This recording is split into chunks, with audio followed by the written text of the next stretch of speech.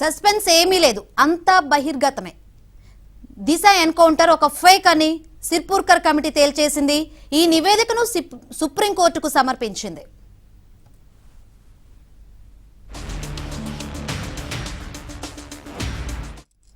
విచారణ సందర్భంగా సుప్రీంకోర్టు ప్రధాన న్యాయమూర్తి జస్టిస్ ఎన్వి రమణ ధర్మాసనం తీవ్ర వ్యాఖ్యలు చేసింది. సిర్పూర్కర్ నివేదికలో గోప్యమేమీ లేదంటూనే దోషి ఎవరో తేలిపోయిందంటూ జస్టిస్ ఎన్వి రమణ వ్యాఖ్యానించారు.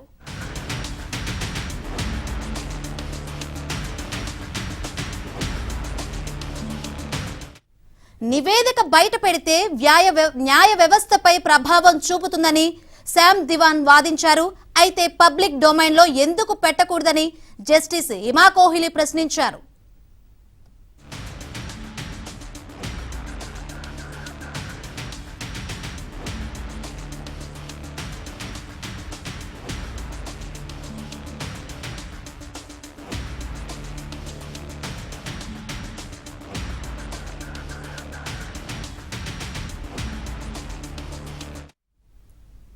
రైట్, ఇదే విషయం గురించి మరింత సమాచారాన్ని మా ఢిల్లీ ప్రతినిధి సతీష్ లైవ్ ద్వారా అందిస్తారు. సతీష్, చెప్పండి, సిర్పూర్కర్ నివేదికలో స్పష్టంగా తెలియజేసింది ఇది ఫేక్ ఎన్కౌంటర్ అని. దీనిపై ఏ విధంగా వాదనలు వినిపించింది? కంప్లీట్ అప్డేట్స్ ఏంటి? శంకర్, సుప్రీంకోర్టులో కొద్దిసేపటికి మాత్రం వాదనలు ముగిశాయి. ఇక వాదనల్ని అనంతరం కూడా హైకోర్టుకు బదిలీ చేస్తూ హైకోర్టుకి ఇప్పటి వరకు ఏదైతే సిర్పూర్ కమిషన్ సంబంధించిన అప్డేట్లు, వాటికి సంబంధించిన డేటా, దానికి సంబంధించిన సిర్పూర్ కమిషన్ సంబంధించిన పూర్తి వివరాలన్నింటినీ కూడా హైకోర్టుకు అందించేందుకు స్పష్టమైన ఆదేశాలు జారీ చేశారు. ఇక ఎవరైతే పిటిషనర్లు ఉంటారో ఆ పిటిషనర్లకు సంబంధించి పూర్తిగా కూడా ఇప్పటివరకు సిర్పూర్ కమిషన్ ఏదైతే రిపోర్ట్ ఇచ్చిందో ఆ రిపోర్ట్ అన్నింటి కూడా తీసి వారందరికీ ఇవ్వాలనేది కూడా చెప్పారు. ముందుగా తెలంగాణ తరపు న్యాయవాది శ్యామ్ దివేని అడిగినప్పటికీ కూడా పబ్లిక్ డొమైన్ లో పెట్టకూడదు, దీన్ని ఎట్టి పరిస్థితుల్లో గోప్యంగా ఉంచాల్సిన కోరినప్పటికీ కూడా ఎక్కడ కూడా గోప్యతకు ప్రస్తుతానికి అయితే చార్జ్ లేదు. ఎందుకంటే దోషి ఎవరన్నా తేలిపోయిందని కూడా సిజే ఎన్వి రమణ కీలక వ్యాఖ్యలు చేసిన నేపథ్యంలో ఇక వీరన్నింటి కూడా తెలంగాణ ప్రభుత్వంతో పాటుగా పిటిషనర్లందరూ కూడా ఇచ్చేందుకు కూడా సముఖత వ్యక్తం చేసిన నేపథ్యంలో పిటిషనర్లందరూ కూడా ఒక డిజిటల్ కాపీ రూపంలో ఇస్తారా లేక కమిషన్ ఇచ్చిన కాపీని ఏ విధంగా వారందరికీ అందజేస్తారని కూడా చూడాల్సి ఉంటుంది. ఇక సుప్రీంకోర్టులో అయితే వాదనలు ముగిశాయి. రోజువారీ వాదనలు సుప్రీంకోర్టులో చేయడం అసాధ్యం అనేది కూడా స్పష్టం చేసింది. పూర్తిగా వాళ్ళందరికీ కూడా అవసరమైతేనే హైకోర్టులో ఇక వాదన జరుగుతాయి. హైకోర్టులో పూర్తిగా వాదన జరుగుతున్నా హైకోర్టు చూసుకుంటుందని కూడా ఆయన స్పష్టమైన వివరాలను అయితే ఈ రోజు ఇచ్చారు. ఇక దేశవ్యాప్తంగా చర్చ జరిగిన ఈ దిశ అత్యాచారం హత్య ఘటన సంచలనం రేపుతుంటే వారి ఎన్కౌంటర్ మాత్రం అంతకన్నా సంచలనం రేపిందని చెప్పాలి.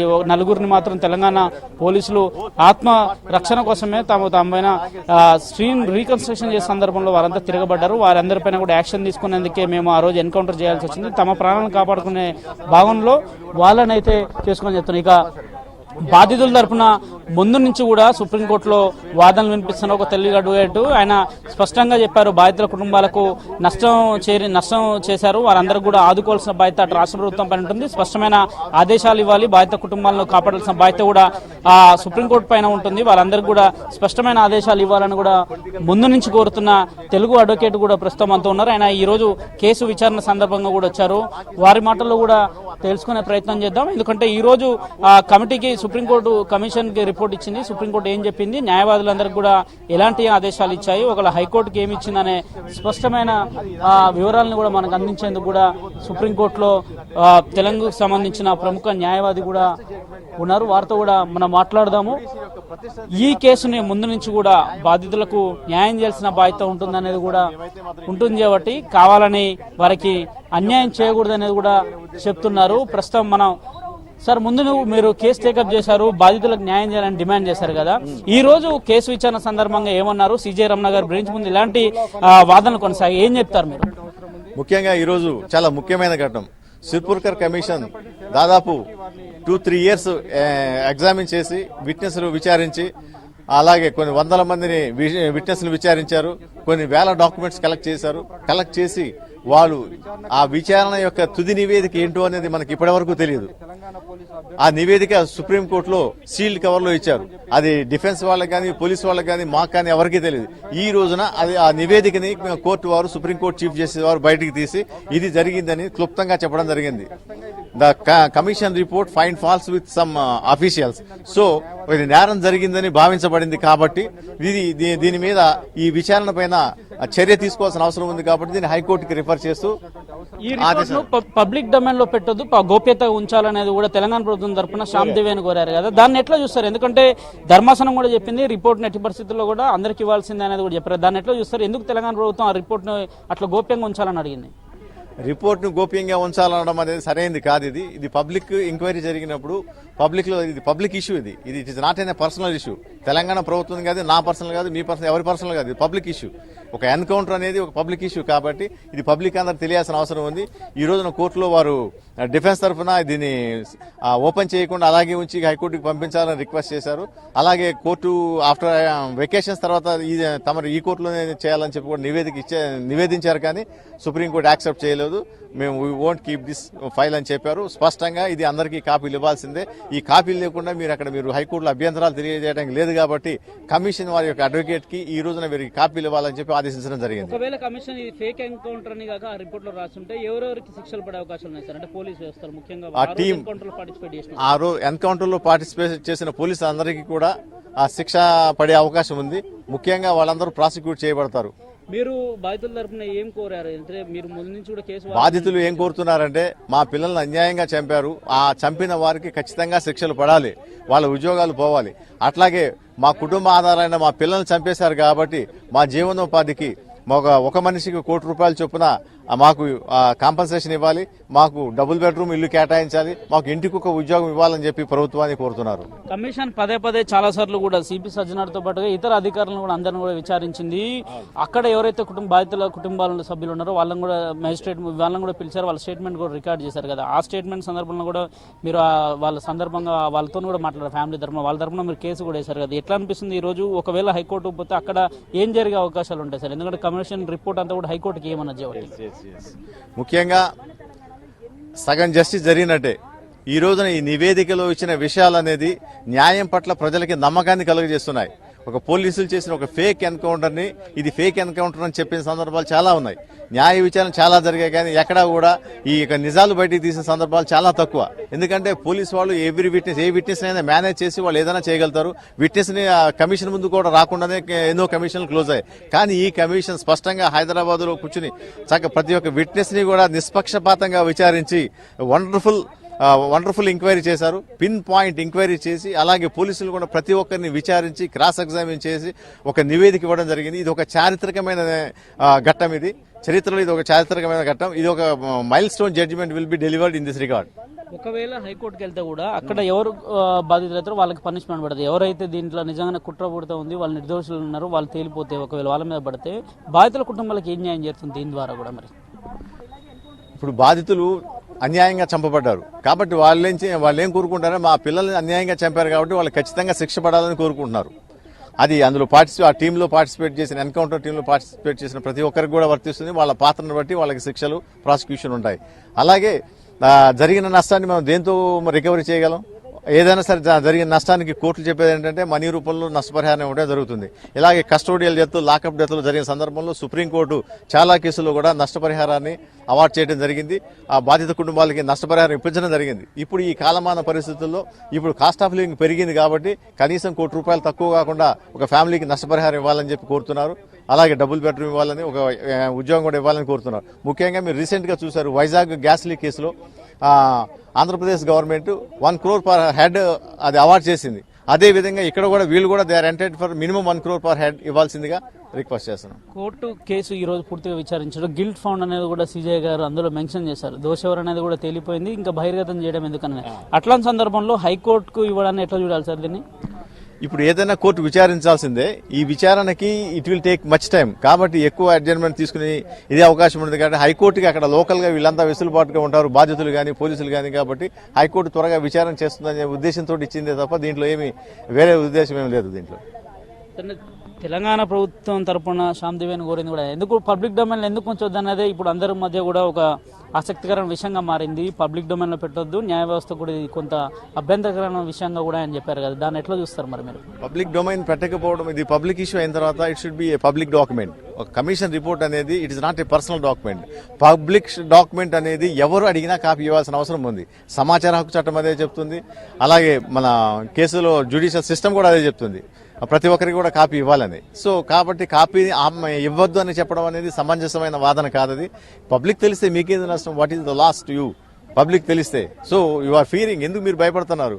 చివరిగా ఒక మాట చెప్పండి సార్, మీరు ఎవరైతే ప్రాణాలు కోల్పోయారో వాళ్ళ కుటుంబ సభ్యుల తరఫున వాళ్ళకి న్యాయం జరుగుతుందని అనుకుంటున్నారు ఈ కేసు ద్వారా? ఎందుకంటే హైకోర్టుకి వెళ్తుంది, అక్కడ డిలే ప్రాసెస్ ఎక్కువ ఉండే అవకాశాలు కూడా ఉంటాయి. Yes, you are right. There is a possibility. అక్కడ లోకల్ గవర్నమెంట్ కాబట్టి లోకల్ ఇన్ఫ్లుయెన్స్ చేసే అవకాశం ఉంది, కానీ జస్టిస్ జ్యుడిషియల్ సిస్టమ్ ని అంత ఇన్ఫ్లుయెన్స్ చేసే అవకాశం లేదని అనుకుంటున్నాను. న్యాయమూర్తులు ఎప్పుడు ఇటువంటి వాటికి లొంగరు, కాబట్టి ఖచ్చితంగా వాళ్ళకి న్యాయం జరుగుతుందని ఆశిస్తాను. భారతదేశంలో ఉన్న ఒకే ఒక్క హోప్ ఏంటంటే మేము కోర్టుకు వెళ్తే మాకు న్యాయం జరుగుతుందనే ఒక ఆశ ఉంది. ఆ ఆశని ఈ యొక్క న్యాయ వ్యవస్థ కుప్పకూల్చని అనుకున్నాను. ఖచ్చితంగా వాళ్ళకి న్యాయం చేస్తుందని నేను భావిస్తున్నాను. నాకు న్యాయ వ్యవస్థ మీద పూర్తిగా నమ్మకం ఉంది. Thank you very much sir. ఇది ఓవరాల్గా అయితే చూడొచ్చు మనం, సుప్రీంకోర్టులో ఈ రోజైతే కేసు ఇక్కడ ముగిసింది, ఇక అనంతరం కూడా హైకోర్టుకు వెళ్ళబోతుంది. ప్రధానంగా ఒకటే చేస్తున్నాం, ఎవరైతే బాధితుల కుటుంబాలు ఉన్నాయో కుటుంబాలకైతే ఆర్థిక సహాయం అందించాల్సిన బాధ్యత అటు రాష్ట్ర ప్రభుత్వం పైన ఉంటుంది, ఖచ్చితంగా వారికి సహాయం చేయాల్సి ఉంటుంది. ఇక హైకోర్టులో వాదన జరుగుతాయి. ఇది పబ్లిక్ డొమైన్లో పెట్టడానికి పెద్ద విషయం కాదు, ఎందుకంటే ఇది ప్రజలకు సంబంధించిన విషయం. ఒక ఎన్కౌంటర్, ఈ ఎన్కౌంటర్లో అసలు ఏం జరిగింది ఏంటి అనేది కూడా అన్ని తెలియాల్సి ఉంటుంది. కాబట్టి ప్రతి ఒక్కరు కూడా కమిషన్ రిపోర్ట్లను ఇవ్వాలని కూడా సుప్రీంకోర్టు ఆదేశించిందని కూడా బాధిత తరపున న్యాయవాది చెప్తున్నారు. ఇక హైకోర్టులో ఎలాంటి వాదనలు ఉండబోతాయి, ఒకవేళ హైకోర్టులో కాక ఈ కమిషన్ రిపోర్ట్ కాక పూర్తిగా చెబితే హైకోర్టు ఎలాంటి చర్యలు తీసుకుంటుందో కూడా వేచి చూడాల్సి ఉంటుంది. Right, thank you Satish.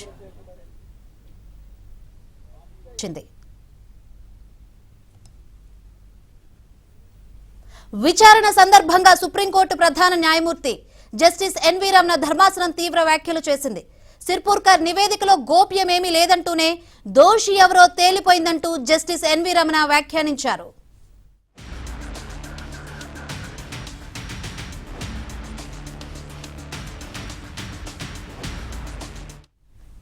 నివేదిక బయట పెడితే న్యాయ వ్యవస్థపై ప్రభావం చూపుతుందని శామ్ దివాన్ వాదించారు. అయితే పబ్లిక్ డొమైన్లో ఎందుకు పెట్టకూడదని జస్టిస్ ఇబా కోహ్లీ ప్రశ్నించారు. దేశంలో దారుణమైన పరిస్థితులున్నాయని, ఈ నివేదికను మరోసారి పరిశీలించే ప్రశ్నే లేదని జస్టిస్ ఎన్వి రమణ స్పష్టం చేశారు.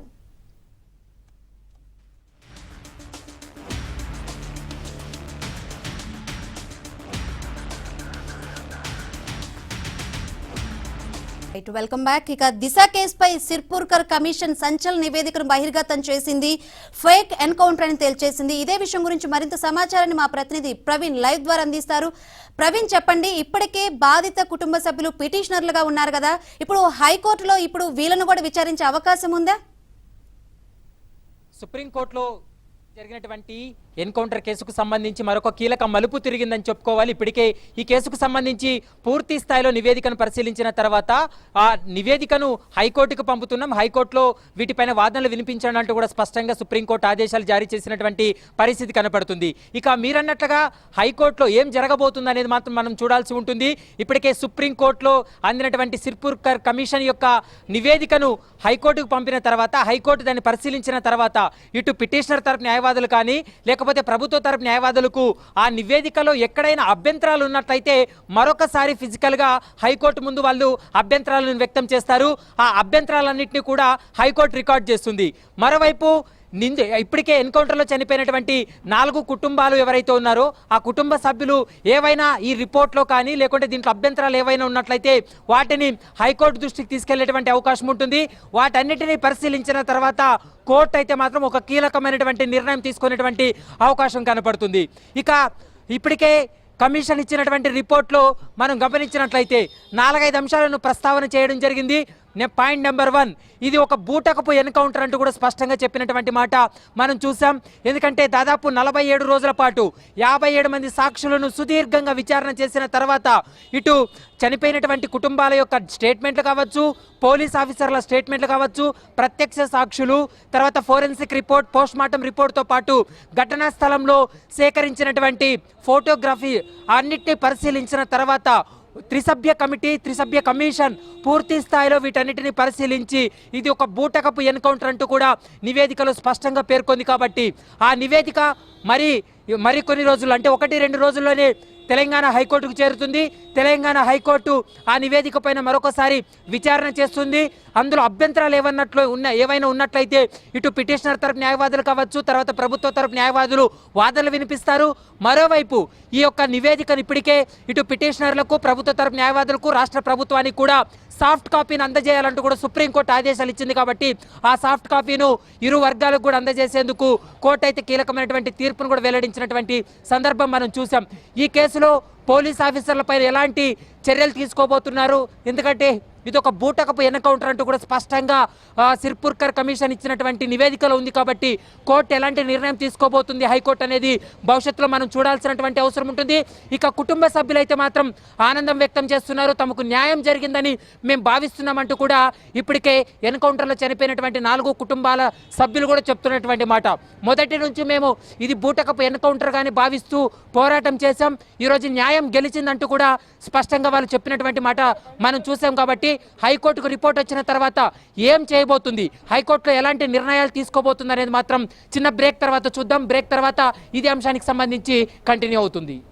మనం చూసాం సిర్పుర్కర్ కమిషన్ ఇచ్చినటువంటి రిపోర్ట్ను సుప్రీంకోర్టు పరిశీలించిన తర్వాత ఆ రిపోర్ట్ను హైకోర్టుకు బదిలీ చేసింది. హైకోర్టులోనే మీ అభ్యంతరాలు కానీ మీ వాదనలు కానీ వినిపించుకోవంటూ కూడా స్పష్టమైనటువంటి ఆదేశాలు ఇచ్చింది. ఇక హైకోర్టులో ఏం జరగబోతుంది అనేది మాత్రం ఇప్పుడు సర్వత్రా ఉత్కంఠ రేకెత్తిస్తుంది. ఇప్పటికే చనిపోయినటువంటి 4 కుటుంబ సభ్యుల యొక్క స్టేట్మెంట్లు రికార్డ్ అయిన తర్వాత కూడా అందులో సిర్పుర్కర్ కమిషన్లో ఉన్నటువంటి రిపోర్ట్లు ఏవైనా అభ్యంతరాలు కానీ లేకోకుంటే అందులో ఏవైనా వాళ్ళకి అనుమానాలు ఉన్నట్లయితే వాటిని హైకోర్టు కేంద్రంగానే హైకోర్టులోనే వారి వాదనలు వినిపించేటువంటి అవకాశం కూడా సుప్రీంకోర్టు ఇచ్చింది. 1-2 రోజుల్లో హైకోర్టుకు ఈ నివేదిక వచ్చిన తర్వాత కోర్టు పూర్తి స్థాయిలో విచారణ జరిగేటువంటి అవకాశం అయితే స్పష్టంగా కనపడుతుంది. ఈ నివేదిక పైన చీఫ్ జస్టిస్ విచారణ చేస్తారా లేకుంటే మరొక బెంచ్కు బదిలీ చేస్తుందా అనేది హైకోర్టు చీఫ్ జస్టిస్ కు ఉన్నటువంటి ఆదేశాలతోటి, చీఫ్ జస్టిస్ కు ఉన్నటువంటి విచక్షణతోటే ఈ కేసు విచారణ జరిగేటువంటి అవకాశం అయితే స్పష్టంగా కనబడుతుంది.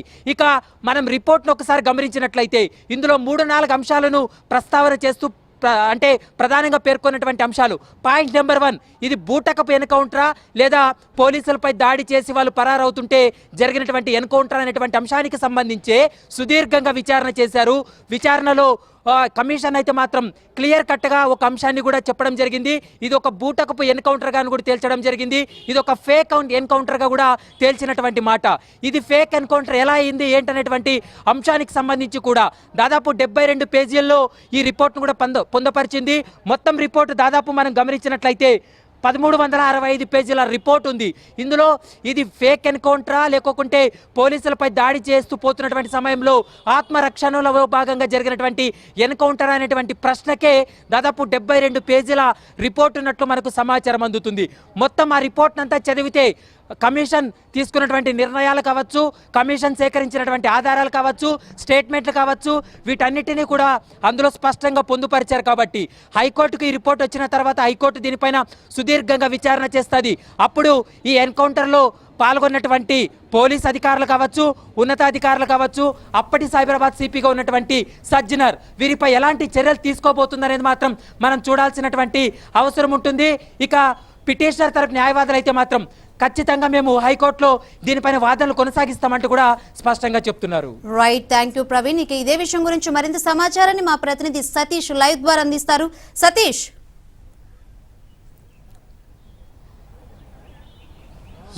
పూర్తిగా సుప్రీంకోర్టులో ఈ రోజైతే వాదనలు ముగిశాయి. ఇక రాష్ట్ర హైకోర్టుకి కేసును అక్కడ ట్రాన్స్ఫర్ చేశారు. రాష్ట్ర హైకోర్టులో పూర్తిగా వాదన జరగాల్సి ఉంటుంది.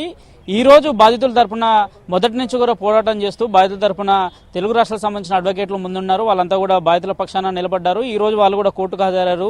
వాదన జరుగుతున్న సందర్భంలో తమ వాదనలు కూడా వినిపించే ప్రయత్నం చేశారు. ఇక ముందు నుంచి కూడా ఎవరైతే నలుగురు ఎన్కౌంటర్ గురయ్యారో వారి కుటుంబ సభ్యులను ఆదుకోవాలంటున్నారు. మనతో మాట్లాడడానికి రజనీ గారు అడ్వకేట్ గారు ఉన్నారు. వారితో మాట్లాడదాం. మేడం, ఈ రోజు వాదనలు ఏం జరిగాయి, అసలు ఏం చెప్పారు మేడం?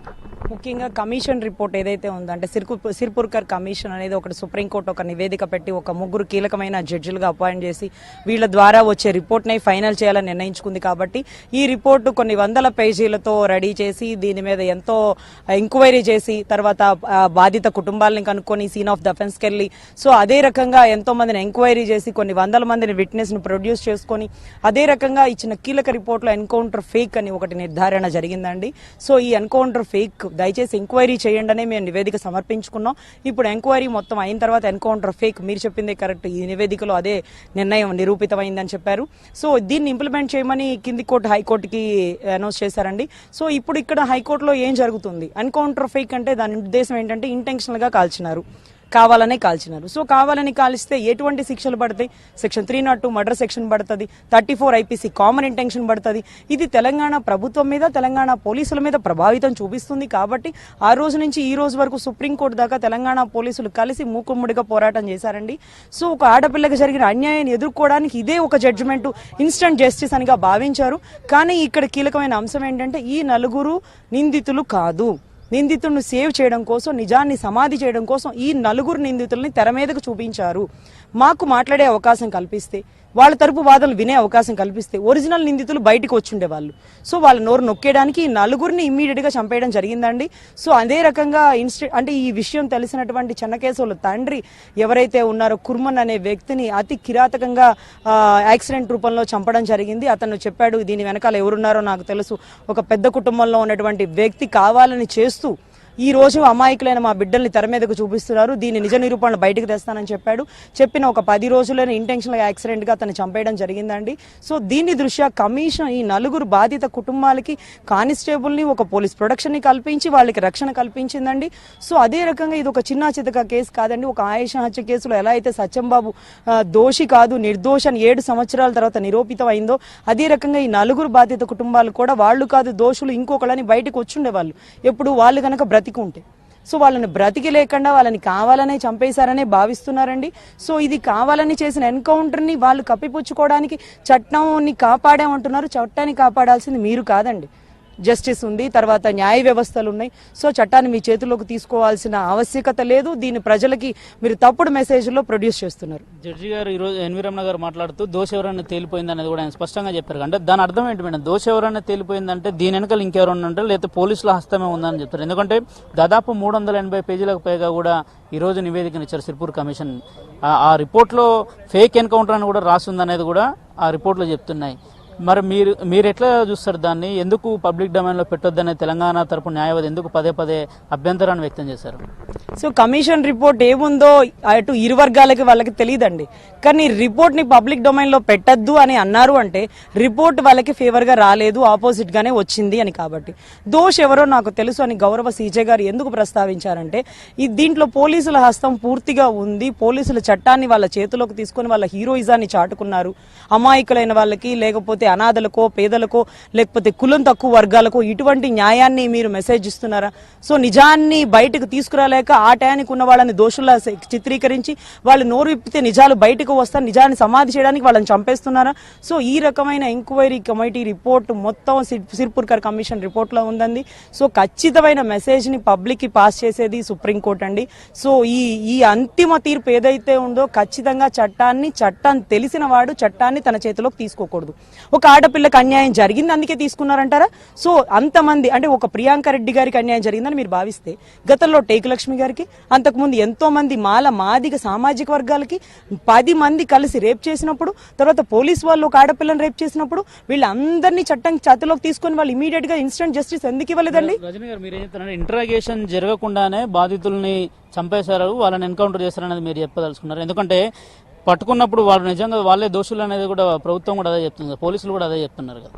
4 తంతే నిజం అబద్ధం అయిపోద్ది, అబద్ధం నిజం అయిపోతుందండి. అందుకే సుప్రీంకోర్టు ఎన్నో పర్యాయాలు స్టేషన్లో ఒప్పుకుంది నిజంగా పరిగణించబడదు, వాళ్ళని పోలీసులు ప్రలోభ పెట్టే ఒప్పిస్తారు. కోర్టుకు వచ్చి చెప్పింది మాత్రమే అది నిర్ణయం. 161, 164కి ఇంత గ్యాప్ పెట్టింది అందుకేనండి. సో అక్కడ నిజం నిరూపించమైనా అంటే ఒక దోషి ఒక వ్యక్తి తానే నేరం చేశానని ఒప్పుకున్నప్పటికీ దాన్ని నేరంగా పరిగణించబడదు అనేది చట్టంలో ఒక క్లాజ్ ఉంది.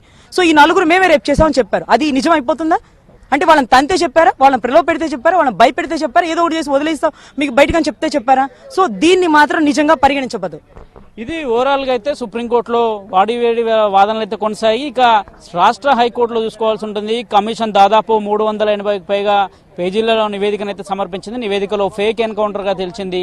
మొదటి నుంచి కూడా జిఎస్ మనీ కూడా ఫేక్ ఎన్కౌంటర్ గా చేస్తూనే ఫేక్ ఎన్కౌంటర్ చేశారనేది కూడా ఆయన సుప్రీంకోర్టును ఆశ్రయించారు. ఇక మిగతా వాళ్ళ బాధిత కుటుంబాల తరపున అయితే వాదించడం జరిగింది. చివరిగా అయితే ఈ రోజు సుప్రీంకోర్టులో వాదనలు మూసాయి. ఇక రాష్ట్ర హైకోర్టులోనే దీనిపైన కీలక నిర్ణయం తీసుకునే అవకాశాలు కూడా ఎక్కువ కనిపిస్తున్నాయి. దోషులు ఎవరనేది నిర్దోషులు ఎవరనేది కూడా త్వరగా తెలిసి ఉంటుంది. కానీ ఎన్వి రమణ గారు చేసిన వ్యాఖ్యలు చూస్తుంటే ఖచ్చితంగా నిర్దోషులు ఇందులో ఉన్నారనేది తెలిపింది. రిపోర్ట్ కూడా అదే చెప్తుంది. గిల్టీ ఫౌండ్ అనేది కూడా ఆయన కీలక వ్యాఖ్యలు అయితే చేశారు.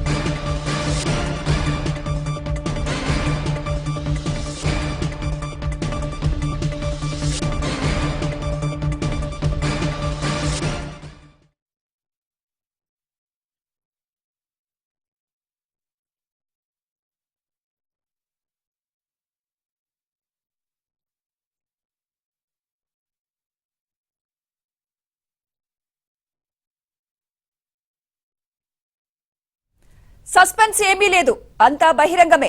దిశ ఎన్కౌంటర్ ఒక ఫేక్ అని సిర్పూర్కర్ కమిటీ తేల్చేసింది. ఈ నివేదికను సుప్రీంకోర్టుకు సమర్పించింది.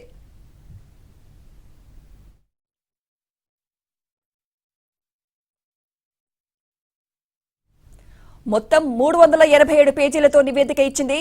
దిశ నిందితులది బూటకపు ఎన్కౌంటర్ అని స్పష్టం చేసింది. పోలీస్ మాన్యువల్ కు విరుద్ధంగా విచారణ జరిగిందని కూడా నివేదికలో వివరించారు.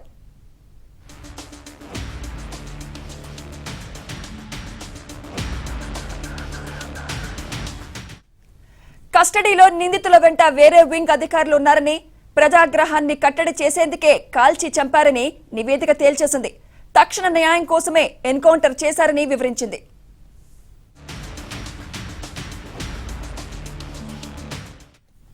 పది మంది అధికారులు ఎన్కౌంటర్లో పాల్గొన్నారని తన నివేదికలో తెలిపింది. ఈ 10 మంది అధికారులపై హత్యా నేరం కింద కేసు పెట్టి విచారణ జరపాలని సూచించింది.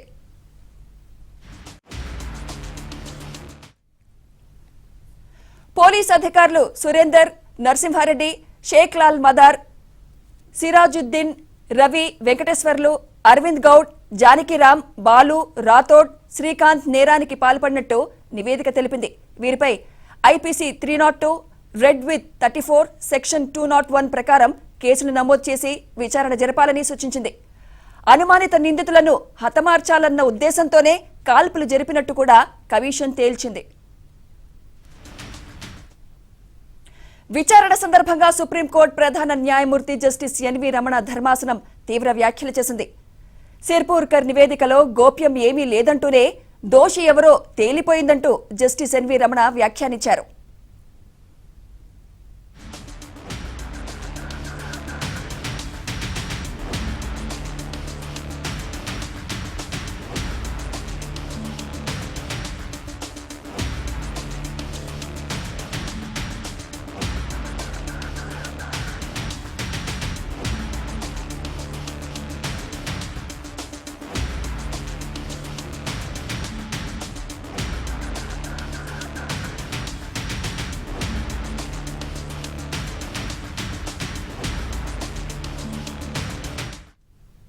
ఇదే అంశంపై మరింత సమాచారం మా ప్రతినిధి సతీష్ అందిస్తారు. సతీష్, మరి 10 మంది అధికారులు ఈ ఎన్కౌంటర్లో పాల్గొన్నారని, వీరిపై కేసులు నమోదు చేయాలని కమిటీ సూచించింది. వీరు ఇంకా ఏ అంశాలు ఈ నివేదికలో ఉన్నాయి సతీష్?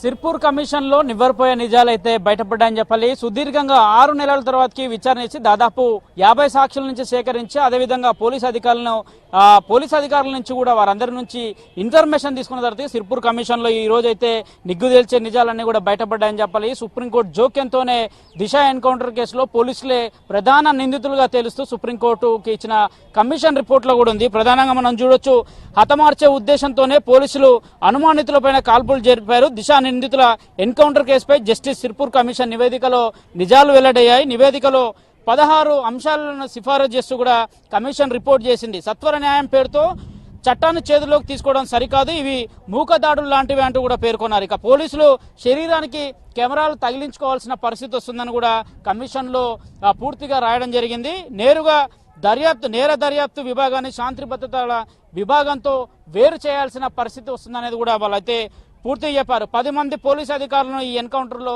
ఘటనలో పాల్గొన్నారని పోలీసుల అధికారులు సురేందర్ నరసింహారెడ్డి, షేక్ లాల్ మదర్, సిరాజుద్దీన్, రవి వెంకటేశ్వర్లు, అరవింద్ గౌడ్, జానకిరామ్, బాలు రాథోడ్, శ్రీకాంత్ ఈ నేరానికి పాల్పడ్డట్టుగా కూడా పూర్తిగా కమిషన్ తన రిపోర్ట్లో తెలిపింది. వీరిపైన ఐపీసీ సెక్షన్ 302 రెడ్ విత్ 34 ప్రకారం కూడా కేసులు అయితే నమోదు చేసి విచారణ జరపాల్సిందిగా కూడా తన కమిషన్లో నివ్వెరపోయే నిజాలను బయటపెట్టింది. తెలంగాణ ప్రభుత్వం పైన పెద్ద ఎత్తున నాటి సందర్భంలో ఈ ఘటన జరిగితే రాష్ట్ర వ్యాప్తంగా ఆందోళన చెలరేగాయి. దాన్ని అన్నింటినీ కూడా కంట్రోల్ చేసేందుకు పోలీసులు ఈ చర్యలు తీసుకున్నట్టుగానే పూర్తిగా స్పష్టమవుతుంది. ఇక కమిషన్లో పేర్కొన్న అంశాలు చూస్తుంటే ఖచ్చితంగా పోలీసులకైతే శిక్ష తప్పదనేది మాత్రం స్పష్టమైన విధంగా కూడా ఇందులో కనిపిస్తుంది. ఇదే అంశంపై మనతో మాట్లాడడానికి న్యాయవాది రజనీ గారు ఉన్నారు. రజనీ గారు చూశారు, 380 పేజీల నివేదిక అందించారు. కమిషన్లో నివ్వెరపోయే నిజాలు కూడా బయటపడ్డాయి. ఎట్లా చేస్తారు, ఏం చెప్తారు దీంట్లో మీరు? ముఖ్యంగా హ్యాట్స్ ఆఫ్ టు సుప్రీంకోర్టు అని చెప్పాలండి. ఎందుకంటే కీలకమైన అంశాలని నివ్వెరపోయే విధంగా ఈరోజు సెక్షన్ 302, 201, 34 ఐపీసీ కామన్ ఇంటెన్షన్తో ముడిపెట్టారు. ఈరోజు ఎవరైతే బాధిత కుటుంబాలకు సంబంధించిన బిడ్డల మీద జరిగిన దాడులని, ఒక అనుమానితుల మీద జరిగిన దాడులు, దీనికి సంబంధించి ఇంటెన్షనల్గా చేశారని ఎవరైతే వీళ్ళని మీద శిక్షలు వేశారో వీళ్ళందరూ ఒక అఫీషియల్ పోలీస్ ఆఫీసర్లండి. వీళ్ళు ఇంటెన్షనల్గా కాల్చలేదు, మా మీదకి దాడి చేయబోయారు, మేము తిరుగుదాడిలో వాళ్ళు చనిపోయారని చెప్పి తేల్చి పడేశారు. దీనికి ఎంక్వైరీ కూడా అక్కర్లేదన్నారు, వాళ్లే దోషులు అన్నారు. సో ఇదిలాగా క్లోజ్ అయిపోయే టైంలో మేము సుప్రీంకోర్టుని ఆశ్రయించాం. ఒక్కసారి రీ ఎంక్వైరీ పెట్టించండి, ఈ ఎంక్వైరీలో వీళ్ళు కావాలనే ఇలా చేసినారు, ఎన్కౌంటర్ ఫేక్ అని, ఈ బాధిత కుటుంబాల బిడ్డలు మాట్లాడలేని వాళ్ళని, పేదరికంతో ఉన్న వాళ్ళని న్యాయం కోసం చేసే పోరాటంలో వాళ్ళకు ఒక అవకాశం కల్పించండి అని మేము ఈ మొదటిసారి 2 సంవత్సరాల క్రితం సుప్రీంకోర్టుని ఆశ్రయించడం జరిగిందండి. సో ఇప్పుడు ఇచ్చిన నివేదికలో అవునమ్మా మీరు అడిగింది ఎన్కౌంటర్ ఫేక్, ఎవరైతే అనుమానితులని కావాలని ఇంటెన్షనల్గా చంపారు, సో వీళ్ళందరి మీద 302 మర్డర్ సెక్షనే వేస్తాం, వీళ్ళందరి మీద కామన్ ఇంటెన్షన్తో చేశారు, సో 34 ఐపీసీ పెడతాం. Section 201 is at bailable or not bailable depend upon the situation, వాళ్ళకి బెయిల్ ఇస్తారా బెయిల్ ఇవ్వరా అనేది depend upon the situation. So ఇటువంటి పరిస్థితుల్లో సుప్రీంకోర్టు ఒక న్యాయ వ్యవస్థని కాపాడిందండి. చట్టాన్ని కాపాడాల్సిన వాళ్ళే చట్టాన్ని వాళ్ళ చేతుల్లోకి తీసుకొని ఈ రోజు ప్రజలకు ఇచ్చే మెసేజ్ ఏ రకంగా ఉందంటే, ఎవరికి ఇబ్బంది జరిగితే వాళ్ళు ఇమ్మీడియట్ గా కాల్చి చంపేసుకోండి అని ఒక మెసేజ్ పాస్ అవుట్ చేసిందండి. తప్పు ఎవరు చేసినా దాని శిక్షార్హుడు, దానికి న్యాయస్థానం మాత్రమే తుది తీర్పు ఇవ్వాలి. మరణ శిక్ష విధిస్తే కేవలం న్యాయస్థానం మాత్రమే విధించాలి. పోలీసులు ఎప్పుడు చట్టాన్ని వాళ్ళ చేతుల్లోకి తీసుకోకూడదని రెండోసారి నివేదించింది. కేసులో ప్రధానంగా సిపి సజ్జనర్ కావచ్చు, ఇతర అధికారులు ఉండొచ్చు, పెద్ద అధికారులను వదిలేసి చిన్న అధికారుల పైన కేసులు పెట్టారని అనుకోవచ్చు. ఎందుకంటే అనుమానితులు అని చెప్తున్నారు. ఎందుకంటే ఘటనకు సంబంధించి ఘటనలో ఆ దిశను అత్యాచారం చేసి హత్య చేసిందే వీళ్ళు అనేది కూడా ప్రధానంగా పోలీసుల ఆరోపణ. ఎఫ్ఐఆర్లో నమోదు చేసింది కూడా అదే సందర్భం కదా. కానీ ఇప్పుడు పోలీసుల మీదనే 302 కేసు పెట్టమంటున్నారు. సరే, ఒకవేళ ఫేక్ ఎన్కౌంటర్ అయితే వాళ్ళు నిజంగా దోషులు కాదంటారా? ముఖ్యంగా దీంట్లో సజ్జనర్ గారు మొదటిగానే అంటే ఈ కేసు ఎంక్వైరీ జరుగుతూ కమిషన్ వచ్చి రాగానే ఆయన క్రైమ్ డిపార్ట్మెంట్ నుంచి ఆర్టీసీ డిపార్ట్మెంట్కి ట్రాన్స్ఫర్ అయిపోతున్నప్పుడే మాకు అనిపించిందండి. సో కీలకమైన అంశం, ఎందుకంటే ఈ ఘటనలో మొదటిసారి తెలంగాణ ప్రభుత్వం బాగా ఒక గొప్ప ప్రాచుర్య స్థాయికి వెళ్ళిపోయింది. అదే రకంగా సజ్జనర్ గారి మీద, కేసీఆర్ గారి మీద పూల వర్షాలు, కేకులు, ఈ పాలాభిషేకాలు జరిగి వాళ్ళ ప్రభుత్వం కానీ వాళ్ళ పోలీస్ వర్గాలు కానీ హైక్ చేసుకున్నారు. సడన్ గా ఈ రోజు కమిషన్ ఇచ్చినటువంటి రిపోర్ట్ ఏదైతే దాన్ని వేస్ట్ చేసుకొని ఈ తప్పు చేసిన పోలీసులకు కూడా మరణ శిక్ష వేయండి, ఉరి శిక్షకి సంబంధించిన 302 సెక్షన్స్ పెట్టండి ఇదే రకంగా కామన్ ఇంటెన్షన్ తో చేశారు అన్నప్పుడు దీన్ని పబ్లిక్ డొమైన్ లో పెట్టకండి, ప్రజలకు చూపించకండి అన్నారు. ఆ రోజు మీరు హీరోయిజం చాటి మీరు రివాల్వర్ పెట్టి కాల్ చేసినప్పుడు మీకు పాలాభిషేకాలు పులాభిషేకాలు ఎలా జరిగినాయండి? సో ఈ రకంగా ఇప్పుడు సజ్జనార్ గారు తప్పించుకొని మిగతా వాళ్ళు పోలీస్ వాళ్ళందరికీ శిక్షలు పడితే ఎవరి ఆర్డర్ బేస్ చేసుకొని వాళ్ళు ఇది చేశారు అంటే ఎవరు విజిలేస్తే వీళ్ళందరూ పరిగెట్టారు, విజిలేసినోడిని వదిలేసి పరిగెట్టినోడిని పట్టుకుంటే so this is not fair అండి. దీంట్లో కీలకమైన వ్యక్తి సజ్జనార్ గారు ఉన్నారు. ఆయన తప్పించుకొని ఈ 10 మంది 12 మంది ఎవరి ఆర్డర్ ఉంటే ఇలా చేశారు, ఎవరు ప్రలోభ పెడితే ఇలా చేశారు, ఎవరు ప్రొవోక్ చేశారు, this is the main content అన్నమాట. కేసు ఓవరాల్ చూస్తుంటే అత్యాచారం చేసిన నిందితులు వేరు, అసలు కావాలని వేరే వాళ్ళని పట్టుకొని ఎన్కౌంటర్ చేశారని అనుకుంటారు. మీరేమంటారు? అంటే ఈ కేసులో ఈ నలుగురిని ఎన్కౌంటర్ చేస్తే కేసు ముగుస్తుంది అనేది ఆ రోజు పోలీసులు అనుకోని ఉంటారు, అందులో ఈ రోజు రిపోర్ట్ లో కూడా అదే రాసిండ్రని అనుకోవచ్చా? ఎట్లా చూస్తారు దాన్ని? ముఖ్యంగా మీరు గమనిస్తే గట్కేసర్ ఇన్సిడెంట్ ఒకటి జరిగిందండి. దీని తర్వాత ఏదో ఒక అమ్మాయికి రేప్ జరిగిపోయింది అని అమ్మాయి ఫోన్ లో చెప్తే ఆటో వాళ్ళు నా వెంబడి పడ్డారంటే ఎవరో నలుగురు ఆటో వాళ్ళని చిత్రీకరించేసి ఈ నలుగురే వాళ్ళని చెప్పి వీళ్ళని తెర మీద వీళ్ళ ఫోటోలతో సహా చూపించి ఆ కుటుంబాల పరువు తీసేసినప్పుడు తెలంగాణలో ఆటో వాళ్ళందరూ ర్యాలీ చేసి చక్కర్లు కొడితే ఈ నలుగురు కాదు ఆ అమ్మాయి ఎవరో బండికి వెళ్ళిపోయిందని చెప్పారు. అంటే వీళ్ళకి దోషిని పట్టుకోలేక ఆ టైంలో అనుమానంగా ఉన్న వాళ్ళని నిర్దోషులని దోషులుగా చిత్రీకరించి పోలీస్ స్టేషన్లో వాళ్ళని భయపెట్టి నేరాన్ని ఒప్పుకునేలా చేసి వాళ్ళంతా వాళ్ళ నేరం ఒప్పుకున్నాక మీకు 3 నెలలు వదిలేస్తాం 6 నెలలు వదిలేస్తాం అని చెప్పి వాళ్ళతో ఒప్పించి ఈ రోజు ఇంత నిరభ్యంతరంగా బయటికి తీసుకెళ్లి వదిలేస్తామని చెప్తూ ఈ రోజు ఎన్కౌంటర్ చేసి పడేశారు. సో ఈ ఘటనని కేవలం ఇలా మాత్రమే చూడాలండి. తెలంగాణ పోలీసులు ముఖ్యంగా దోషుల్ని పట్టుకోలేక ఎవరో ఒకళ్ళని దోషులుగా చిత్రీకరిస్తున్నారు అనేది ఇక్కడ విపులంగా నిర్ధారించబడింది. 302 సెక్షన్ కింద కేసు పెడితే వాళ్ళ 10 మంది పైన వాళ్ళు ఎస్ఐలు కావచ్చు కానిస్టేబుల్ వాళ్ళందరి మీద పెట్టారు కదా, వాళ్ళకి ఏ శిక్ష పడే అవకాశం ఉంది? ఎన్ని రోజులు పడే అవకాశం ఉంది? సార్ 302 అంటే మర్డర్ సెక్షన్ సార్. ఒక అమ్మాయిని ఒక అబ్బాయి చెప్పినా ఒక అబ్బాయిని ఒక అమ్మాయి చెప్పినా ఎవరికైనా ఈక్వల్ గా ఉంటుందండి. చట్టం తెలిసిన వాడు చంపితే ఇంకొంచెం ఎక్కువగా ఉంటది. అవకాశం అయితే 302లో ఉరిశిక్ష వేస్తారు, ఒక్కొక్కసారి యావజ్జీవ శిక్ష వేస్తారు. సో ఉద్యోగం పోతుంది, జైలు శిక్ష పడుతుంది. యాజ్ పర్ కామన్ లా సాధారణ పౌరుడికి ఎలా ఉంటుందో పోలీస్ ఆఫీషియల్ కూడా సేమ్ అలాగే ఉంటుందండి. దీంతో రెడ్ విత్ 34 ఐపీసీ పెట్టారంటే కామన్ ఇంటెన్షన్, అందరూ కట్టగట్టుకుని కావాలని చేసినారని. సో వీళ్ళందరికీ ఒకటే రకమైన శిక్షలు పడుతుంది. ఇది నాన్ బెయిలబుల్ అంటే వీటికి సంబంధించి ఖచ్చితంగా వీళ్ళకి బెయిల్ అనేది రాకుండా లోపల ఉండే రకంగా ఇంకొకసారి ఏ పేద పౌరుడి మీద ఈ అన్యాయంగా అనుమానంగా ఉన్నవాడి మీద ఎటువంటి శిక్షలు పడకూడదు, చట్టాన్ని వాళ్ళ చేతిలోకి తీసుకోకూడదు. ఈ రోజు ఇచ్చారు, కమిషన్ రిపోర్ట్ ఇచ్చింది, వీళ్ళందరూ నిందితులుగా తేల్చారు మేడం. హైకోర్టులో కూడా వాదన జరగబోతున్నాయి కదా, మరి హైకోర్టులో వీళ్ళకి ఎట్లాంటి ఇబ్బందులు వచ్చే అవకాశం ఉంది? ఒకవేళ హైకోర్టులో కాక స్టేట్ గవర్నమెంట్ తరఫున వీళ్ళ తరఫున మళ్ళీ అడ్వకేట్ వాదిస్తే మళ్ళీ ఆ కేసు తిరిగి సుప్రీంకోర్టు రావాల్సి ఉంటుంది కదా, ఎందుకంటే ఇందులో నిందితులని తేల్చారు కానీ దీంట్లో వీళ్ళే చేశారని తేల్చారు. కానీ దాని మీద కూడా చర్చ జరగాలి, దాని మీద వాదనలు జరగాలి కదా, దీనికి సమయం ఎక్కువ పట్టే అవకాశాలు ఎక్కువ కనిపిస్తున్నాయి కదా. ఇక్కడ సుప్రీంకోర్టులోనే అడిగేసినారండి వాళ్ళు. సుప్రీంకోర్టులోనే మా వర్షన్ ఒకటి వినండి, మళ్ళీ ఇంకొకసారి ఎంక్వైరీ జరపాలని అడిగితే సీజే గారు ఒకటే చెప్పారు, ఇంత పెద్ద పెద్ద కీలకమైన 3 జడ్జిల సమక్షంలో జరిగినటువంటి సిర్పూర్ పర్ కమిషన్ ఏదైతే ఉందో అదే ఫైనల్. మీ తరపు వాదనలు ఏమన్నా వినాలనుకున్నా వినిపించాలనుకున్నా మీరు హైకోర్టులో ప్రయత్నించండి, మీ తరపు వాదనలు ఇవ్వండి. అల్టిమేట్ గా కమిషన్ రిపోర్టే ఇంప్లిమెంట్ అవుతుంది. Thank you madam. ఒక చిన్న బ్రేక్ తీసుకుందాం, బ్రేక్ తర్వాత తిరిగి మళ్ళీ దిశ ఎన్కౌంటర్ కేసు అప్డేట్